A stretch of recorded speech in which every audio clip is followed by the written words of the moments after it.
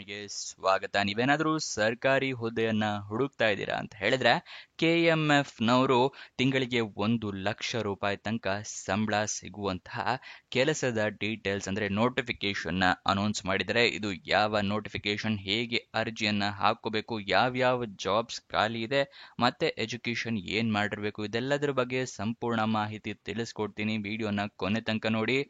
Video ಶುರು ಮಾಡೋಕ್ಕೂ ಮುಂಚೆ ಇನ್ನು ನಮ್ಮ ಚಾನಲ್ ಸಬ್ಸ್ಕ್ರೈಬ್ ಆಗಿಲ್ಲ ಅಂದ್ರೆ ಇವಾಗಲೇ ಸಬ್ಸ್ಕ್ರೈಬ್ ಆಗಿ. ಪ್ರತಿದಿನಾನು ಗವರ್ನಮೆಂಟ್ ಜಾಬ್ ಡೀಟೇಲ್ಸ್ ನಿಮಗೆ ತಲುಪಿಸ್ತೀವಿ. ಹಾಗೆ ಅದರ ಪಕ್ಕದಲ್ಲಿರೋ ಬೆಲ್ ಐಕನ್ನ ಕೂಡ ಪ್ರೆಸ್ ಮಾಡಿ. ವಿಡಿಯೋ ಅಪ್ಲೋಡ್ ಆಗಿದ ತಕ್ಷಣ ನಿಮಗೆ ನೋಟಿಫಿಕೇಶನ್ ಬರುತ್ತೆ. ಆದಷ್ಟು ಬೇಗ ಅರ್ಜಿಯನ್ನ ಹಾಕೋಬಹುದು. ಇವಾಗ ವಿಡಿಯೋನ ಶುರು ಮಾಡೋಣ. KMF ಕರ್ನಾಟಕ ಮಿಲ್ಕ್ ಫೌಂಡ್ರಿ ಅವರು ಅರ್ಜಿಯನ್ನ ಕರೆದಿದ್ದಾರೆ. ಶಿಮುಲ್ ಅಂತ ಹೇಳಿದ್ರೆ ಶಿವಮೊಗ್ಗ ಮತ್ತೆ ಶಿವಮೊಗ್ಗದಲ್ಲಿರುವಂತಹ ಶಿಮುಲ್ನ ಘಟಕ ಆಗಿರುತ್ತೆ, ಅದರಲ್ಲಿ ಇರುತ್ತೆ. ಮತ್ತೆ ದಾವಣಗೆರೆ, ಚಿತ್ರದುರ್ಗ, ಇಲ್ಲಿಷ್ಟು ಪ್ಲೇಸಸ್ಗಳಲ್ಲೂ ಕೂಡ ಖಾಲಿ ಇದೆ. 27 ಹುದ್ದೆ ಖಾಲಿ ಇರುತ್ತೆ. ಉದ್ಯೋಗ ಸ್ಥಳ ಕರ್ನಾಟಕ. ಯಾವ ಹುದ್ದೆ ಅಂತ ನೋಡೋದಾದ್ರೆ ಅಸಿಸ್ಟೆಂಟ್ ಮ್ಯಾನೇಜರ್ ಹುದ್ದೆ ಇದಾಗಿದೆ. ಇದಕ್ಕೆ ತಿಂಗಳಿಗೆ 34,100 ರೂಪಾಯಿಂದ ಹಿಡಿದು 99,400 ರೂಪಾಯಿ ತನಕ ಸ್ಯಾಲ್ರಿ ಇರುತ್ತೆ. ನೆಕ್ಸ್ಟ್ ನಿಮಗೆ ವಯೋಮಿತಿಯ ಡೀಟೇಲ್ಸ್ನ ತೋರಿಸೋದಾದ್ರೆ ಇಲ್ಲಿ ಮಿನಿಮಮ್ 18 ವರ್ಷ, ಮ್ಯಾಕ್ಸಿಮಮ್ 40 ವರ್ಷದವ್ರ ತನಕನೂ ಅರ್ಜಿಯನ್ನ ಹಾಕಬಹುದು. ಗೊತ್ತಾಯ್ತಲ್ವಾ? Minimum 18, maximum 40. ಆದರೆ ಕೆಲವೊಂದು ಕೆಟಗರಿ ಅವರಿಗೆ ವಯೋಮಿತಿಯ ಸಡಿಲಿಕೆಯನ್ನ ಕೊಟ್ಟಿದ್ದಾರೆ. ಅಂದ್ರೆ 40 ವರ್ಷಕ್ಕಿಂತ ಜಾಸ್ತಿ ನಿಮಗೆ ವಯಸ್ಸು ಆಗಿದ್ರೂ ಕೂಡ ಅಂತವರು ಕೂಡ ಅರ್ಜಿ ಹಾಕಬಹುದು. ಯಾವ್ಯಾವುದು ಅಂತ ಹೇಳಿದ್ರೆ 2A 2B 3A 3B category ಅವರಿಗೆ 3 ವರ್ಷದ ಸಡಿಲಿಕೆಯನ್ನ ಕೊಟ್ಟಿದ್ದಾರೆ. ಅದೇ ಏನಾದರೂ ನೀವು SC/ST ಕ್ಯಾಂಡಿಡೇಟ್ಸ್ ಆಗಿದ್ರೆ ಅಂತವರಿಗೆ 5 ವರ್ಷಗಳ ಸಡಿಲಿಕೆಯನ್ನ ಕೊಟ್ಟಿದ್ದಾರೆ. ಅಂದ್ರೆ SC/ST ಕ್ಯಾಂಡಿಡೇಟ್ಸ್ ಆಗಿದ್ರೆ 45 ವರ್ಷದವ್ರ ತನಕನೂ ಅರ್ಜಿ ಹಾಕಬಹುದು. 2A 2B 3A 3B ಆಗಿದ್ರೆ 43 ವರ್ಷದವ್ರ ತನಕನೂ ಅರ್ಜಿಯನ್ನ ಹಾಕಬಹುದು. ಗೊತ್ತಾಯ್ತಲ್ವಾ? ನೆಕ್ಸ್ಟ್ ನಿಮಗೆ ಅರ್ಜಿಯನ್ನ ಹೇಗೆ ಹಾಕೊಳ್ಳೋದು ಮತ್ತೆ ಏನೇನ್ ಸೆಲೆಕ್ಷನ್ ಪ್ರೋಸೆಸ್ ಇರುತ್ತೆ ಅನ್ನೋದನ್ನ ತಿಳಿಸ್ತೀನಿ. ಅದಕ್ಕಿಂತ ಮುಂಚೆ ದಯವಿಟ್ಟು ಈ ವಿಡಿಯೋಗೆ ಲೈಕ್ ಮಾಡಿಲ್ಲ ಅಂದ್ರೆ ಆ ಲೈಕ್ ಬಟನ್ನ ಪ್ರೆಸ್ ಮಾಡಿ. ನೀವು ಲೈಕ್ ಮಾಡಿದಾಗ ಹಲವಾರು ಜನರಿಗೆ ಈ ವಿಡಿಯೋ ತಲುಪುತ್ತೆ. ಮತ್ತೆ ನಿಮ್ಮ ಫ್ರೆಂಡ್ಸ್ ಅಂಡ್ ರಿಲೇಟಿವ್ಸ್ ಜಾಬ್ ಹುಡುಕ್ತಿದ್ರೆ ಅಂತವರಿಗೂ ಕೂಡ ಈ ವಿಡಿಯೋನ ಶೇರ್ ಮಾಡಿ, ಅವರಿಗೂ ಕೂಡ ಜಾಬ್ ಹುಡುಕೋಕೆ ಹೆಲ್ಪ್ ಆಗುತ್ತೆ. ನೆಕ್ಸ್ಟ್ ನಿಮ್ಗೆ ಏನಾದರೂ ಗೊತ್ತಿರಲಿಲ್ಲ ಅಥವಾ ಹೊಸ ವೀಕ್ಷಕರಾಗಿದ್ರೆ ತಿಳಿಸ್ಕೊಡ್ತಾ ಇದ್ದೀನಿ. ವೆಬ್ಸೈಟ್ನ ಕ್ರಿಯೇಟ್ ಮಾಡಿದ್ವಿ ನಿಮಗೋಸ್ಕರ. ಯಾವ ವೆಬ್ಸೈಟ್ ಅಂತ ಕೇಳ್ತಾ ಇದ್ದೀರಾ? ನಮ್ಮದೇ ವೆಬ್ಸೈಟ್ ಕಂಡ್ರಿ, prgovernmentjobs.com ಅಂತ ಹೇಳಿ. ಅಂದ್ರೆ prgovtjobs.com ಅಂತ ಹೇಳಿ ನಿಮಗೆ ಹೊಸ ವೆಬ್ಸೈಟ್ ನ ಕ್ರಿಯೇಟ್ ಮಾಡಿದೀವಿ. ಇದರ ಲಿಂಕು ಡಿಸ್ಕ್ರಿಪ್ಷನ್ ಮತ್ತೆ ಕಮೆಂಟ್ ಬಾಕ್ಸ್ ನಲ್ಲಿ ಕೊಟ್ಟಿದ್ವಿ. ಏನಕ್ಕೆ ವೆಬ್ಸೈಟ್ ಕ್ರಿಯೇಟ್ ಮಾಡಿದೀವಿ ಅಂದ್ರೆ ಯೂಟ್ಯೂಬ್ ನಲ್ಲಿ 2 ರಿಂದ 3 ಜಾಬ್ ಡೀಟೇಲ್ಸ್ ತಿಳಿಸ್ಕೊಡ್ಬೋದು ಪ್ರತಿದಿನಕ್ಕೆ. ಆದ್ರೆ ವೆಬ್ಸೈಟ್ ಕ್ರಿಯೇಟ್ ಮಾಡಿದ್ರೆ ಪ್ರತಿದಿನಕ್ಕೆ ಹಲವಾರು ಜಾಬ್ ಡೀಟೇಲ್ಸ್ ನ ತಿಳಿಸ್ಕೊಡ್ಬೋದು ಅಂತ ಹೇಳಿ ಕ್ರಿಯೇಟ್ ಮಾಡಿದ್ವಿ. ಇದನ್ನ ಸದುಪಯೋಗ ಪಡಿಸ್ಕೊಳ್ಳಿ.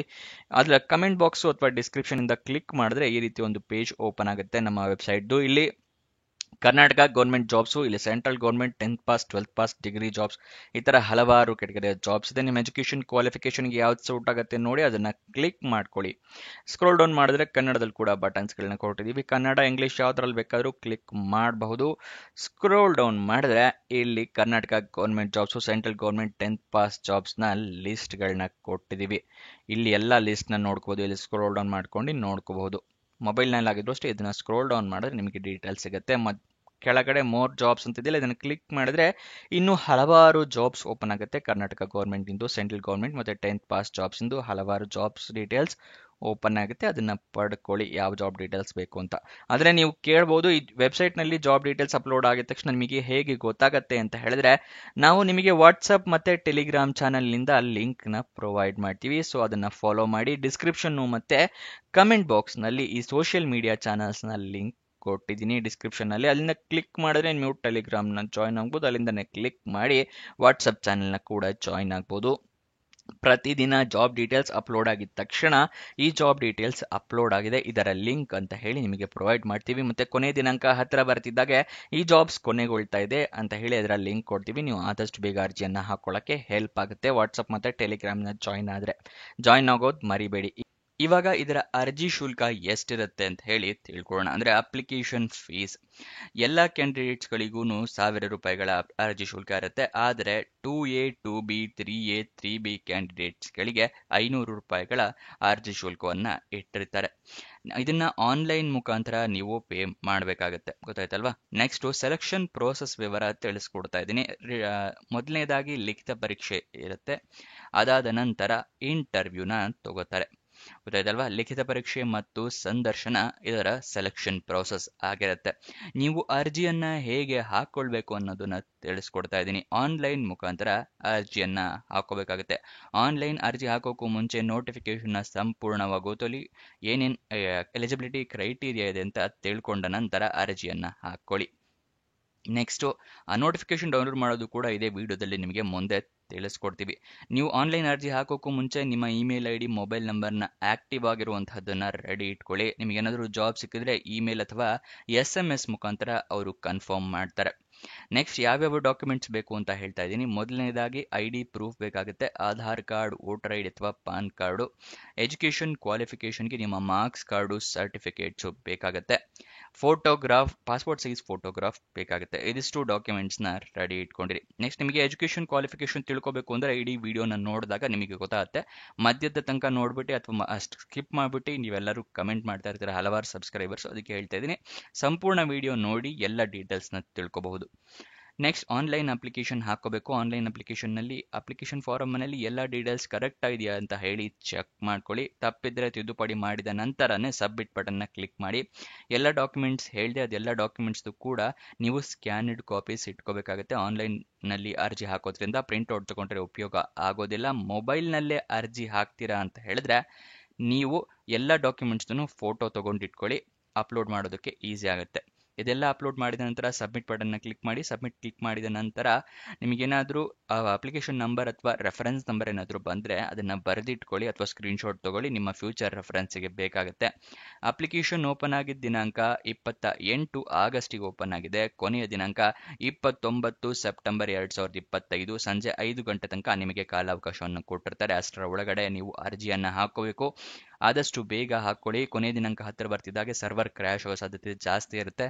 KMF ಇಂದ ಜಾಬ್ ಏನಾದರೂ ಅಪ್ಲಿಕೇಶನ್ ಬಂದರೆ ತುಂಬ ಜನ ಹಾಕ್ತಾ ಇರ್ತಾರೆ, ಸೊ ಆದಷ್ಟು ಬೇಗ ಹಾಕೊಳ್ಳಿ. ಅಫಿಷಿಯಲ್ ನೋಟಿಫಿಕೇಶನ್ ಹೇಗೆ ಡೌನ್ಲೋಡ್ ಮಾಡೋದು ತಿಳಿಸ್ಕೊಡ್ತೀನಿ ಅನ್ನಲ್ಲ, ಇದನ್ನು ಹೇಳ್ತಾ ಇದ್ದೀನಿ. ಡಿಸ್ಕ್ರಿಪ್ಷನ್ನು ಮತ್ತು ಕಮೆಂಟ್ ಬಾಕ್ಸ್ನಲ್ಲಿ ಎರಡನೆಯ ಲಿಂಕನ್ನು ಕ್ಲಿಕ್ ಮಾಡಿ. ಈ KMF ಜಾಬ್ ಡೀಟೇಲ್ಸ್ ಓಪನ್ ಆಗುತ್ತೆ. ಇಲ್ಲಿ ಸ್ಕ್ರೋಲ್ ಡೌನ್ ಮಾಡಿ ಫುಲ್ ಕೆಳಗಡೆ ಬಂದರೆ ಅಫಿಷಿಯಲ್ ನೋಟಿಫಿಕೇಶನ್ ಅಂತ ಇದೆಯಲ್ಲ, ಇದರ ಪಕ್ಕದಲ್ಲೇ ಕ್ಲಿಕ್ ಹೇರ್ ಇದೆಯಲ್ಲ, ಇದನ್ನು ಕ್ಲಿಕ್ ಮಾಡಿ ನಿಮಗೆ ನೋಟಿಫಿಕೇಶನ್ ಓಪನ್ ಆಗುತ್ತೆ. ಇಲ್ಲಿ ಎಲ್ಲ ಡೀಟೇಲ್ಸ್ನ ಕೊಟ್ಟಿದ್ದಾರೆ.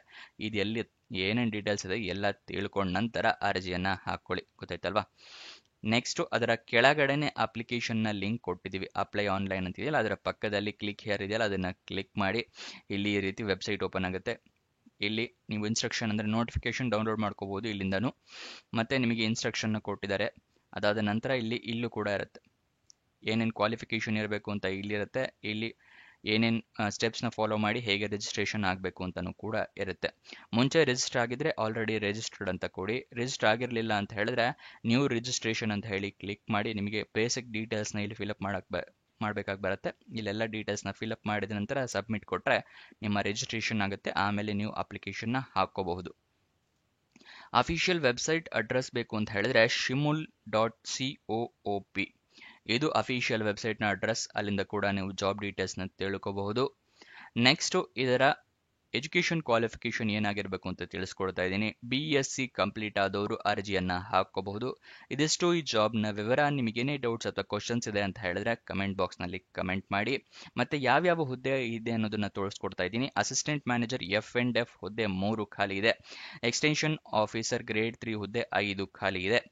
ಕೆಮಿಸ್ಟ್ ಗ್ರೇಡ್ 2 ಕೆಮಿಸ್ಟ್ರಿ ಹುದ್ದೆ 4 ಖಾಲಿ ಇದೆ. ಕೆಮಿಸ್ಟ್ ಗ್ರೇಡ್ 2 ಮೈಕ್ರೋಬಯಾಲಜಿ ಹುದ್ದೆ 2 ಖಾಲಿ ಇದೆ. ಜೂನಿಯರ್ ಸಿಸ್ಟಮ್ ಆಪರೇಟರ್ ಹುದ್ದೆ 3 ಖಾಲಿ ಇದೆ. ಜೂನಿಯರ್ ಟೆಕ್ನಿಷಿಯನ್ ಎಲೆಕ್ಟ್ರಿಕಲ್ ಹುದ್ದೆ 5 ಖಾಲಿ ಇದೆ. Next junior technician refrigeration MRAC ಹುದ್ದೆ 2 ಖಾಲಿ ಇದೆ.